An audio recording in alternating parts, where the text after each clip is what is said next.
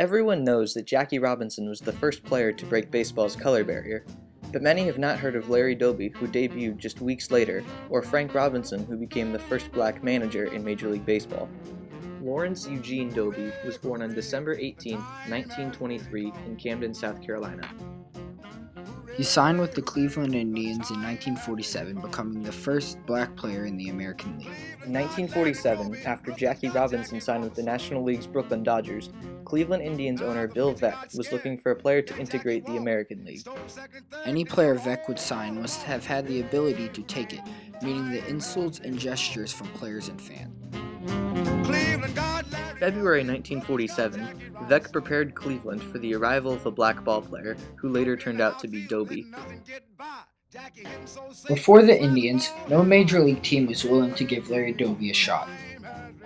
Summer 1947, Doby's contract was purchased by Veeck from the Newark Eagles for $15,000. On July 3rd, Veeck held a press conference. "We've signed a new ball player named Larry Doby," he said. "He's a Negro." Shortly after signing Doby, Veeck instructed him to ignore rude remarks and gestures he would have to face. Then he said something Doby would never forget. "We're in this together, kid." Many people disapproved of the signing, even Veeck's own mother, who called her son to say the signing of a Negro was awful. Doby recalled, "I heard nigger so many times in the outfield that I thought it was my middle name." Doby's career did not begin as expected. He was used mostly as a pinch hitter in his rookie season, compiling a .156 batting average in 29 games during the 1947 season. Despite early turmoil, Indians second baseman Joe Gordon was the only player to play catch with Doby. According to a story, Gordon even struck out intentionally after Doby did in a game to calm Doby's nerves. After a move to the outfield and regular playing time in 1948, Doby and the Indians won the World Series. Doby would go on to hit 253 career home runs and be inducted into the Baseball Hall of Fame in 1998.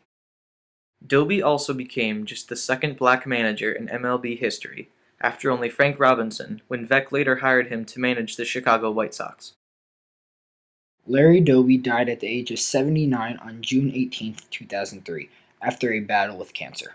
Doby's career would eventually pave the way for other black players. If not for Doby, players like Hank Aaron, Willie Mays, and Reggie Jackson may never have shown their skills in the big leagues.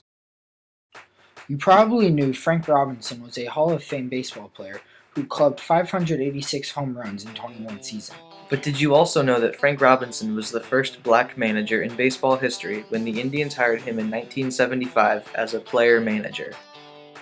Frank Robinson was born August 31, 1935 in Beaumont, Texas. He was a three-sport athlete in high school while also playing on the same basketball team as all-time great Bill Russell. Robinson, who finished his career with a .294 average and 2,943 hits, was traded in 1974 from the California Angels to the Cleveland Indians in exchange for Ken Suarez, Rusty Torres, and cash. After the 1974 season, when the Indians fired manager Ken Aspromonte, the team hired Robinson as a player manager. Robinson hit a home run in his first at-bat as manager. In his first two full seasons managing the Indians, Robinson led the team to a 160 and 158 record before leaving the team the following season.